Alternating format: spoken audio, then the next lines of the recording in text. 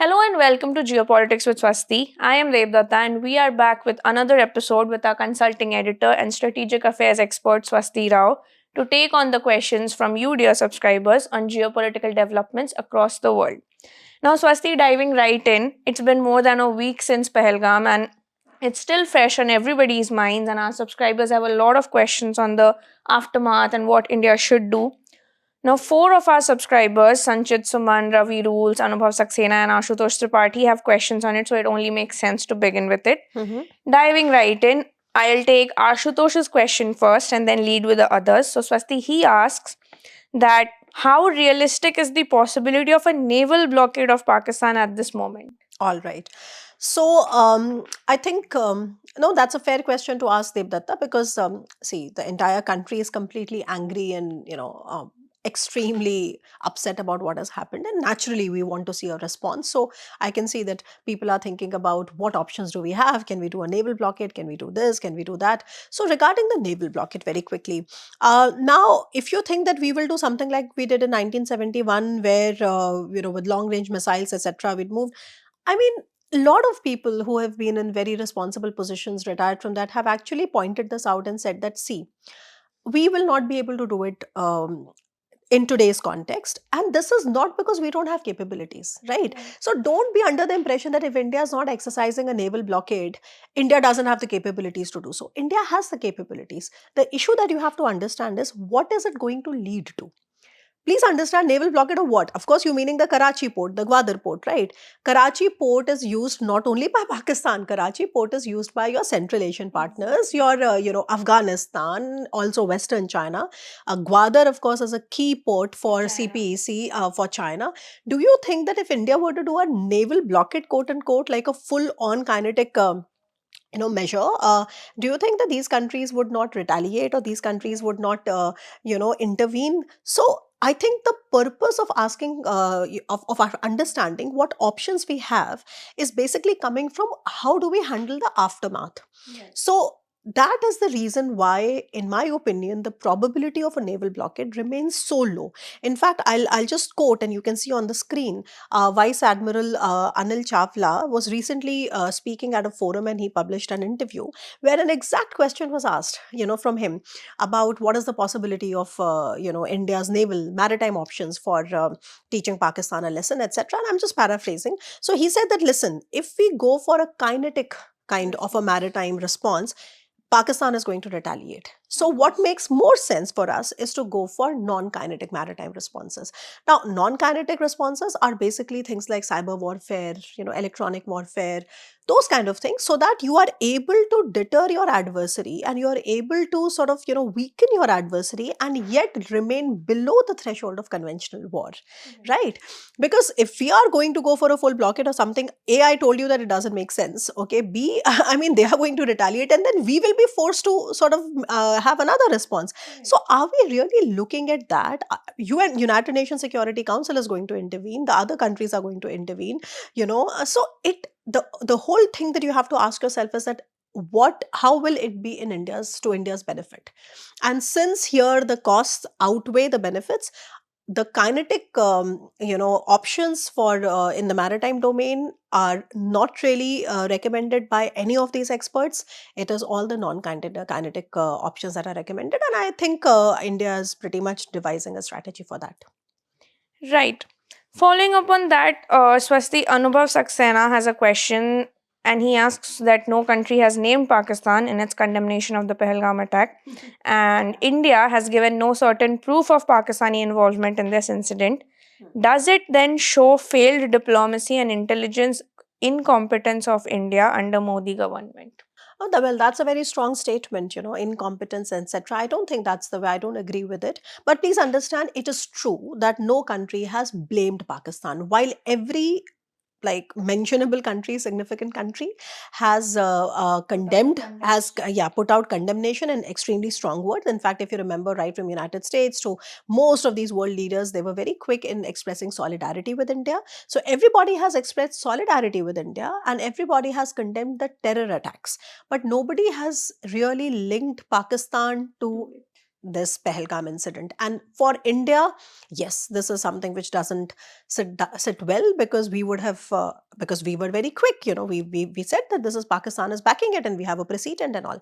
Now, in my opinion, there could be very quickly. I'm not privy to the conversations happening behind closed doors at the highest level. Obviously, nobody is. But in my opinion, this is happening because of two reasons or two explanations. One, as you said in the question as well, India has not been able to furnish hard evidence of linking the Pahalgam attacks to the state of Pakistan. Now, also in the same question, I think somebody has mentioned Snehish's article on how these terrorists have been using,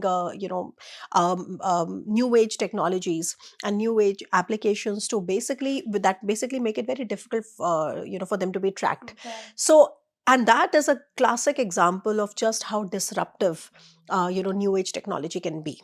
And it is very clear that these terrorists are obviously, having access to these technologies, and Right. therefore in making it more difficult. And this is for us to understand here as citizens of India, that is the reason why when you are talking about this kind of an attack in 2025, you cannot compare it with the early days of militancy in the 90s, or for example what happened in 1971.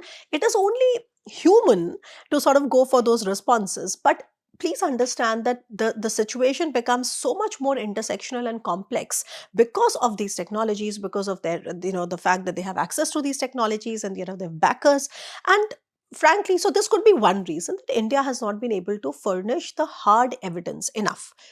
If that is the case, I don't know. I'm saying that this could be one explanation. The other explanation is that perhaps nobody really wants to see South Asia up in flames. Nobody really wants more destabilization in the world at a time when there is wars of grinding attrition going on.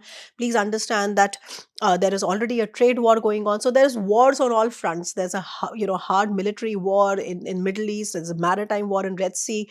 There's a war against proxies. Then there's a trade war going on with so much uncertainty with Donald Trump. So I think everybody's appetite for yet another confrontation, especially between India and Pakistan. And as India is such a preferred partner for so many countries, I think it also reflects that somewhere, that we don't want more destabilization here, because that upends a lot of the strategies that these countries have with regard to Indo-Pacific, with regard to diversifying away from China, investing in India, etc., etc. So I think those could be two possible explanations why any of these countries, not just the US. We were let down by the US because initially the some statements made by Vance and some statements made by Tulsi Gabbard and Kash Patel were taken very enthusiastically in India.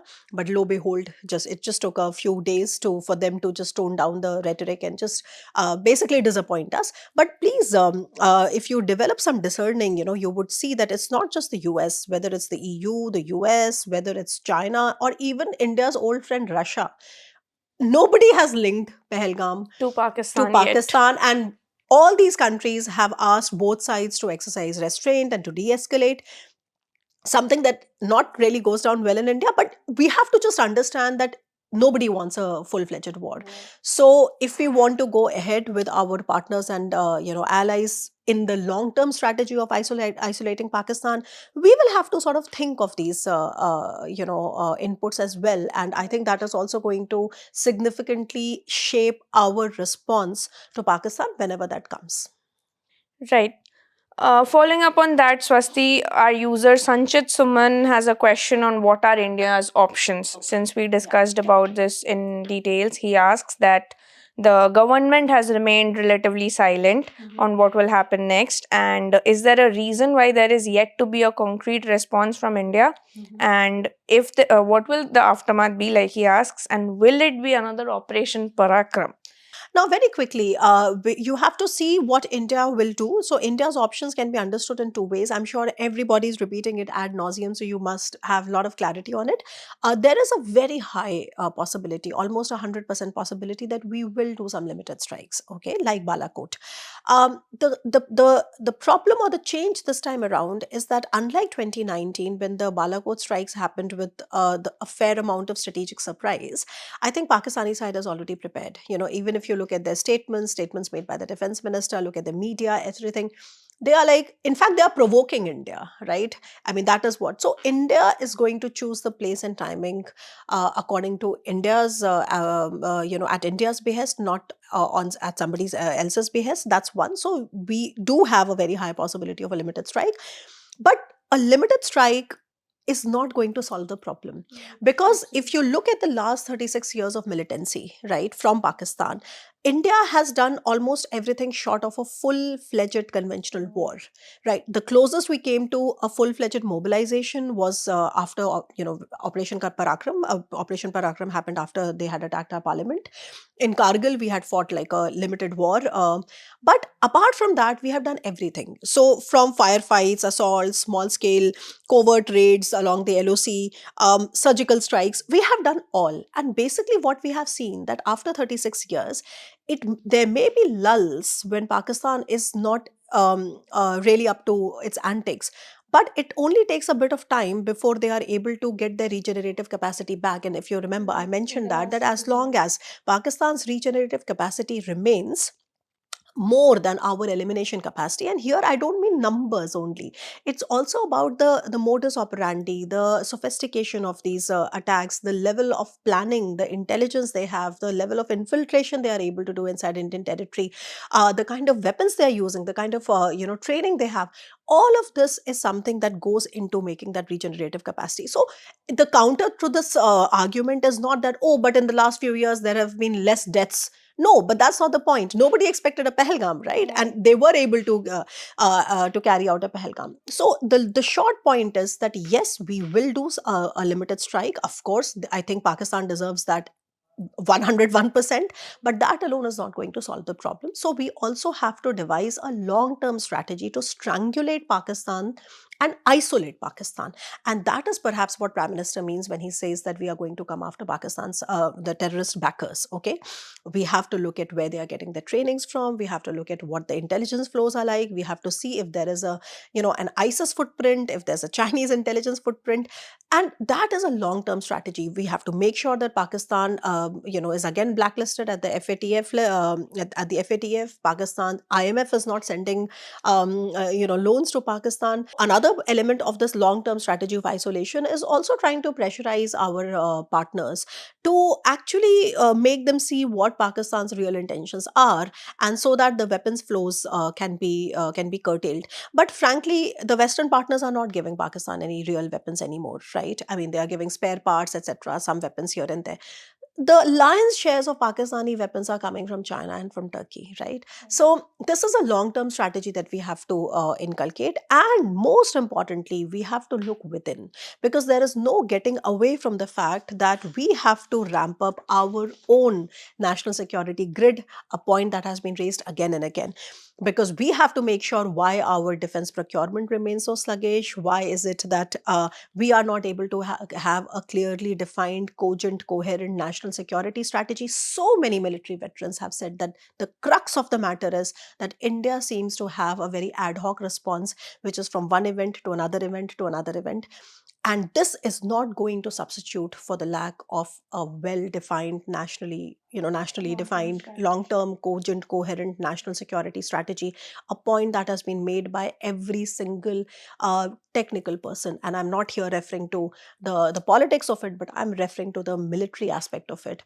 Otherwise, we remain a prisoner to the process, the red tapeism, the bureaucracy, right? Somebody will say, okay, why are we going for limited acquisitions when we know that we have a shortfall? I mean, why can't we just go, even if we have to import, why are we going in batches, right? I mean, all of this is a vulnerability, and somewhere without our realizing, our adversaries are able to play on it. So we have to make sure that we have to do these three things. So short-term offensive strikes, long-term isolation and strangulation of Pakistan, from the international community, internationalization of what has happened, so that Dr. Jaishankar is already doing, and our own modernization, restructuring, a kind of a rethink of our own national security grid. So, Swasti, one last question from Pakistan before we move on to our other parts in the neighborhood. And this is from Ravi Rules, who asks that you have previously prescribed the view that a stable Pakistan is in India's interest. And from a nuclear security point of view, he agrees and understands. But He also asks, isn't it more advantageous to India to engineer a secession of Balochistan, help Taliban change the Duran line, and also occupy POK? His im- his larger question, I think, is which he asks is, can we work towards denuclearizing Pakistan in the long run instead? So let's start from the last one. Are we going to, or will there come a time when we are successful in denuclearizing Pakistan? I mean, look at the world's biggest military power, superpower, the United States of America. Could it stop Iran's nuclear program despite all the sanctions? Could it stop North Korea's nuclear program, for God's sake? So, these things sound very good in theory. Okay. At a practical level, uh, it's a chase unto nowhere.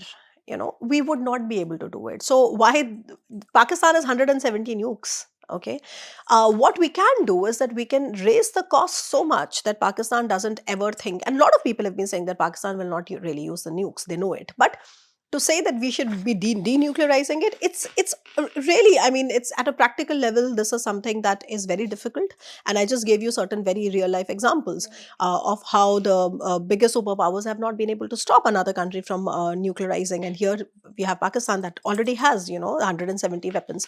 So that's the short answer to that part of that question. Now, you have also asked about this stability instability paradox. Of course, I know this very well because I have drawn so much flack for it, and I think it also came from so many people who probably did not really bother to understand what we were discussing.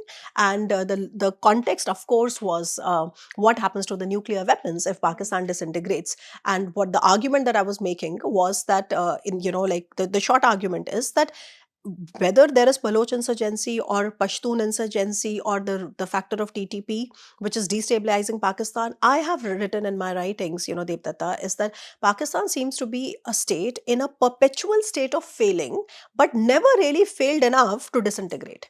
And the reason is not that Pakistan has some great qualities. The reason is that it is backed by China. It is backed by big powers, and you cannot wish away geography. With the kind of stakes that China has in Pakistan today, the kind of stakes that China has at the Shaksgam Valley, where China has a base that's Pakistan occupied territory, part of which was given to China. Do you think it would ever reach a level where China is going to say that, all right, kindly disintegrate, so all our investments go down the drain? So you have to have that kind of a realism. We, from India's perspective, of course, we would want a weak Pakistan. We would want a Pakistan that is internally, unstable, because we don't want them to attack us. Okay. But at the same time, data tells us that the regenerative capacity of Pakistan for harboring terror into India has remained. I just gave you certain, facts and figures from the last 35 years. Look at what the responsible people that have, under whose, tenure the Balakot strikes happened, etc. General Panag, General, Huda, and look at their arguments, right? Please try to catch the argument. The argument here is that no matter how much India wishes and helps, directly or indirectly, these insurgencies, it will never reach a point where it completely disintegrates because of the sheer factor of China there. Okay. and for and that alone is not going to help India protect itself. So for protecting its people, for making sure that something like Pahalgam doesn't happen, India has to have a multi-pronged strategy, right? And that multi-pronged strategy, one can argue that supporting the Baloch insurgents or supporting the Talibanis. After all, we do support Talibans, right? We have had direct conversations with Taliban. It's all going on, in the background, but that can never compensate for the short-term strategy that we need to develop, the long-term strategy that we need to develop of strangulating Pakistan, and finally the internal reforms that we need to do for revamping our own national security grid. So let's talk about things that matter. And lastly, how much more destabilization are we going to absorb? Pakistan is a mess. Okay. Bangladesh today is a mess because, and China at the LAC is also a mess, because please don't buy this tactical normalization happening between India and China. At the electronic warfare level, the cyber warfare level, at the a gray zone warfare level. China does everything to destabilize India. And today our real problem is this three-pronged destabilization. We cannot, I said, we cannot wish our neighbors away. So we have to be extremely careful, keep all our eyes and ears open, focus on ourselves, revamp our own security architecture, and at the same time make sure that the international opinion is on our side. And my last point, Devdatta, which is a kind of a key takeaway for everybody who's interested in the question of Pakistan, what should India do, what should India not do? Please understand and notice just how hard Indian diplomacy has worked over the decades to dehyphenate India from Pakistan. When I say dehyphenate, basically it means to disassociate. There was for a long time a tendency to keep referring to the situation in Southern Asia or South Asia, whichever way you want to call it. India, Pakistan are always fighting. India, Pakistan ki war, India, Pakistan. Our diplomacy at over the success, I mean generations, and especially in the last few decades, have worked very, very hard to dehyphenate itself from Pakistan and focus on the India story. India story is a positive story, it's a growth story, it's a world's fifth largest economy, soon to be a third largest economy. And what is Pakistan? And a perpetually failing state, a perpetually splintered society, a radicalized society, a society that thrives on a very malignant army that is always thinking about attacking its neighbor. So we have worked very hard to dehyphenate ourselves from Pakistan and say no, we may be born of the same historical or circumstances, but there is a world of a difference in the place that India has in the world today, and in the situation that Pakistan has relegated itself to. And basically, what we have to remain very careful of, especially when we are devising our strategies, is this strategy, counter strategy, counter strategy. We don't get mired into it so much that we again rehyphenate ourselves with Pakistan at the expense of the India story, which frankly is the main thing. This is a diversion, and we can totally see. And now that is what people are now talking about, that every time India is sort of rising in a way, you will see China will do something to contain India's rise, which is an official strategy, by the way, of China CCP, which says that there will be only one leading power in Asia. Okay, so basically, what I'm saying is that please remember, we don't have to play into the Chinese Pakistani game of rehyphenating ourselves with Pakistan. Oh, we are eons away and much better than this very weak, very toxic state. But yes, we can't wish them away, so we have to modernize ourselves in many ways. Right. I think the key takeaway here is that there is only so much destabilization that India can take. So it doesn't make sense to, do what looks good on paper but not in real military strategies. Having said that, Swasti, since we also discussed about destabilization and the situation in Bangladesh, moving on to our neighborhood, Anubhav Saxena, our subscriber, and even Nitin have a question on Bangladesh. I'll go with Anubhav first, who asks that what is India's next plan of action with reference to Bangladesh and Myanmar, and how does India's own policy play a role in this?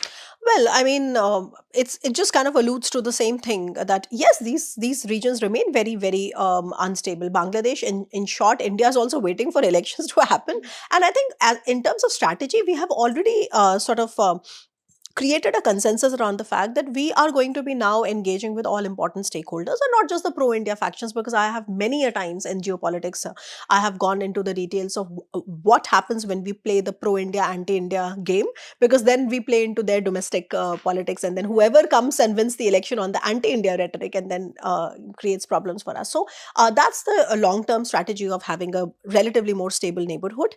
In short, I mean, you may be following that this ISKCON monk who was very popular, Hindu leader Chinmay Das, was recently released on bail, but then that bail was withheld. So I think, in short, we will have to see what happens to the Hindu minorities. We will keep a tab on that. We have to keep a tab on how many refugees are flowing from Bangladesh into India. And here, of course, Myanmar becomes important, because many of the Rohingyas are actually coming from Bangladesh and then into India.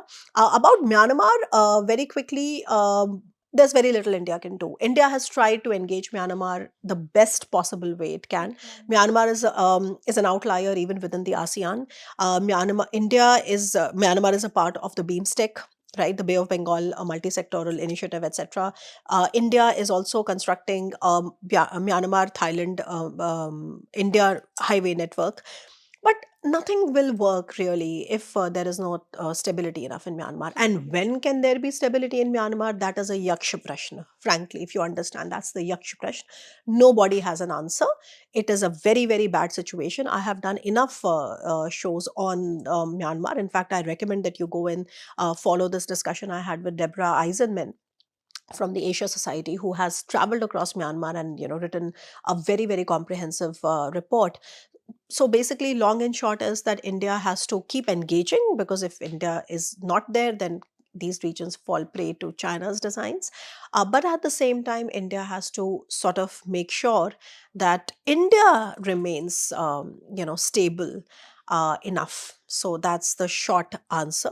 The long answer will take many hours, but yeah, that's the short Right. one. And Swasti, Nitin also had a similar question on our foreign policy capability on, fronts like Pakistan, China, Bangladesh, which we have already discussed.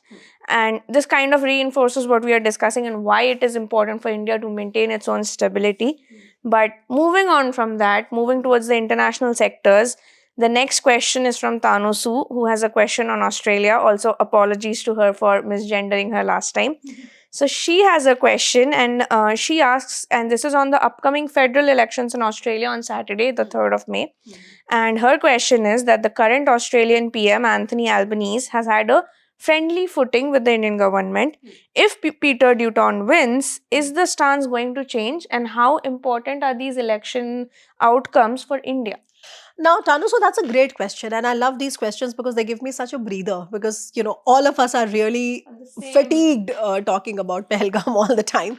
So thank you for that question, Tanu. So I really appreciate that. So in short, I can tell you that whether it's Peter Dutton or whether it's Anthony Albanese, India and Australia share a kind of a strategic convergence in the Indo-Pacific. They're together in Quad. They also have a 2+2 mechanism. And for a long time, India was in many ways neglected by successive governments in Australia, but that has completely changed after 2020, when they elevated their bilateral partnership to a comprehensive strategic partnership level. And now the sheer overlap is so much that no matter who comes, and also keep in mind that there's a context of wars going on, there's a context of cutting over reliance on China, the lessons from COVID, etc. So long and short is that the sheer number of convergences are so many that no matter who comes, unless there is some very radical change, which is obviously not on the horizon. So with a new, I mean, we will see what the results are, but most likely we will have a new leader in Australia. So in my opinion, the short answer is that broader strategic convergences would remain. Having said that, I'm aware of perhaps where your where this apprehension comes from, because when Peter Dutton was I think he was the defense minister or the home affairs minister around 2020s. There was a bit of a controversy that had got created between India and Australia, where some Indians were basically caught for spying, and Peter Dutton actually said that we can't really have we have to deal with them with a very with strong hand. So perhaps your apprehension is coming from there. But the same Peter Dutton has come to India last year. The same Peter Dutton has actually gone on record saying that India is a very important partner. And end of the day, Tanu, so what I can say is that all such countries, we are always in the process of developing strategic communication. Okay, so like India has a certain strategic communication with the Biden administration and a different kind of a strategic communication with the Trump administration, but by and large, the convergence is such that it is an enabler. So I would argue that it would be same in the case of Australia as well. And I think it's a great idea. We could do a separate discussion on what it means. So thanks for India-Australia that. relations. India-Australia relations, and thanks for that idea. Moving on, Swasti, Canada. Okay. And our user Nitin Chauhan has this question on the repercussions of the Canadian elections on India-Canada relationship. भाई Canada में finally अब सब चंगा सी isn't it, Nitin? Because I think the Khalistanis have lost, And we have a new prime minister. Yeah, yeah, the new political regime is very pro India. He's gone on record and said that they want to mend ties with India. India is, and this is also happening, not just the Khalistani question is just one, right? But this is also happening in the context of just how much destabilization has been happening because of Donald Trump and Donald America and Canada ties. So I think Canada has learned it the hard way, and the electorate has also rejected the Khalistani criminals from their parliament, which is a very, very happy moment.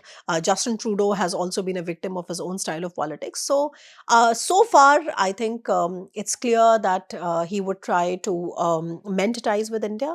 Whether he actually does it or not, I think this is something that time will tell, and we will come back to it because we are tracking Canada India relations very, very closely. But for now, things are looking up for India and I told you, Canada. अभी तो सब चंगा सी feel हो रहा है. And with Yeah. that, Swasti, I'll just take one last question. And this is again from Nitin, who has a question about the 3Cs and BRI. And he has a very interesting question on what is your takeaway from the 3Cs conference? And do you think there is anyone steering or driving it? Because BRI moved on ground since China was driving it, and IMEC is still a conceptual idea. Okay, so I think a lot of clarifications need to be done. IMEC is a connectivity corridor which was envisioned during India's G20 presidency in 2023 September, and it had a lot of diplomatic push. It was a G7 backed initiative, so America, Europe, etc. All the G7 countries were a part of it, and the idea was to connect India to Europe via the Middle East. And in this particular IMEC corridor is a multimodal corridor. Now, before any real development could be done on IMEC, which is a wonderful idea, there was, instability got perpetuated in Israel because Haifa was one of the key ports through which the corridor was running with the Hamas's attack. And ever since, the entire Middle East has been up in flames. So, IMEC, frankly, has many operational problems. I mean, even if there was no problem in the Middle East, IMEX still had a lot of operational differences that needed to be ironed out. But just to make matters worse, there was also this problem in the Middle East, and as a result, IMEC went on a back burner, and that was the reason why many people declared it dead on arrival. That already there were so many problems. I mean, how do you iron out the legal, ecosystems in different countries? How do you the cargo is going to be on the ship, and then you have to offload it and put it on the trains, and then from trains you have to then again put it on ships. How does this work out, right? But that was not just what IMEC was all about. That's a very reductionist way of looking at IMEC. IMEC was also about clean energy corridors, was also about internet. It was a lot of things. It was a wonderful vision, but sadly it has not taken off. The positive part about IMEC, very quickly, is that the diplomatic push for it still remains. Many countries have actually appointed special envoys for it. India's special envoy to IMEC is a deputy NSA. Similarly, I mean, I was recently in Poland and I did print uninterrupted with Italy's special envoy to IMEC. That's Ambassador Francesco Talo. France has also appointed a special envoy to IMEC, and the idea is that these special envoys should get together and iron out these problems and these difficulties, and basically have a constructive discussion on how to take it forward. So IMEC right now is completely static. Nothing is happening. Now, you have asked me the connection between 3Cs and IMEC. Now, 3Cs is basically a connectivity project which is already functional in Central Eastern Europe. And about 13, 14 Central and East European countries are signatories to the 3Cs. And by 3Cs here means the three main European seas: Black Sea, Mediterranean Sea, and the Arctic Sea. Okay, and they already have multimodal connectivities. Why IMEC and 3Cs must have a conversation is because you forget what is happening in the Middle East. Think about the fact that India and Europe have humongous trade, $200 billion worth of bilateral trade. And now we are also close to signing an FTA. Then India has an FTA, already existing FTA, with non-EU countries, the four countries like Switzerland, Liechtenstein, or Norway and Iceland that are not part of the EU bloc. So India has two FTAs with the region. And currently, all the Indian exports that go to Europe are actually routed through three ports only. These three ports are Rotterdam, Hamburg, and Antwerp. And all these three are basically in western side of Europe. So the argument is that as trade will grow, India's strategic footprint in Europe will grow. Also, at a time when Europe is looking at de-risking from China, and the Central and East European countries have a special context because China had earlier a mechanism for engaging them, which was called 17 plus 1 mechanism. 17 here refers to the number of countries. which became a victim of overpromise and underdelivery, and everybody got fed up with it. And they said कि China का कि पोल खुल गई क्या है वहाँ पे. Now, because of that, it is an ideal moment for India to also offer them a diversification away from Chinese dependence. So look at it from so many perspectives. It makes sense for India to develop more strategic gateways into Europe. If you followed Prime Minister Modi going to Marseille in France, the idea was the same. He went there and he said that Mumbai, Marseille should have a connectivity. And I have argued that it's not just Marseille. Marseille is still in western side of France, of Europe. But ideally, that connectivity should then be extended to Trieste, which is a port in Italy, then to Thessaloniki, which is another port in Greece, which is connected directly to the CEE countries. So that was the conversation and the context in which this conversation was happening. Now, a fair question for you to ask is, but then how does it happen as long as there is no peace in the Middle East? Right. So the answer to that is, see, even today when there is no peace in the Middle East, India-Europe trade is still happening, no? It's just that what we realized was, we as in like the community that works on it, the strategic community realized was that you don't have to wait for IMEC to be operational in order to explore more strategic gateways into Europe, okay? What you do is that you look at developing more strategic gateways. No Rome was ever built in a day. It is going to take time, investments, etc. You have to increase your strategic footprint. And as IMEC gets operational, you can simply connect it. So end of the day, we are not looking at one route. We are looking at multiple routes, but with trustworthy partners. And from India's perspective, we have always believed in building complementarity. So India is there. The Suez Canal route is already there. Now India is developing IMEC, trying to connect it to 3Cs by developing more strategic gateways into Europe. But then India is also present in the region through INSTC, where India, Iran, Russia, Azerbaijan, these countries, it runs through these countries. So from India's perspective, it is about, developing complementarities. And you asked a question on BRI. BRI, of course, is China's project. Of course, it's very famous for me for requiring any footnoting. But India is not trying to counter anybody. And that is precisely the tone and tenor of the Europeans also, because they also have massive dependence on China. It is about de-risking and plus one strategy, that okay, we have ties with China, but let's look for a plus one, because and plus one is something where everybody has a stake, whether it's India, the Middle Eastern powers, or Europeans. And that is the paradigm in which you should be looking at how now countries are looking at connecting these diverse geographies. It's not just one formula, it is multimodal connectivity, routes, etc., where you are trying to create conditions for private companies to come and invest capital, etc., etc. So in my opinion, this is the right time for us to have these conversations, because just my last point, I know I'm going too long, but you would say that, but why India, right? Right. 3Cs, by the way, already has strategic partnership with Japan. So Japan, that is another Indo-Pacific player, is already there, invested in the region. And please remember, India's access and India's strategic foothold in those regions is also intrinsic ultimately to India's Arctic policy that we seldom talk about. Okay, we are only talking about Indo-Mediterranean, Indo-Pacific, but that is what the long game that India has in mind. And that is why you see so much diplomatic push and investment into all this. And that brings us to the end of our episode, Swasti. Thank you for your questions, and we look forward to having more questions next week. And thank you, Devdatta, for actually simplifying those questions, because the first time when I got the list of these questions, I was like, "Ye thesis likhna padega." But she's been very, very good with sort of, clubbing the questions together. So yes, thank you, Devdatta, for conducting it so wonderfully. Thank you.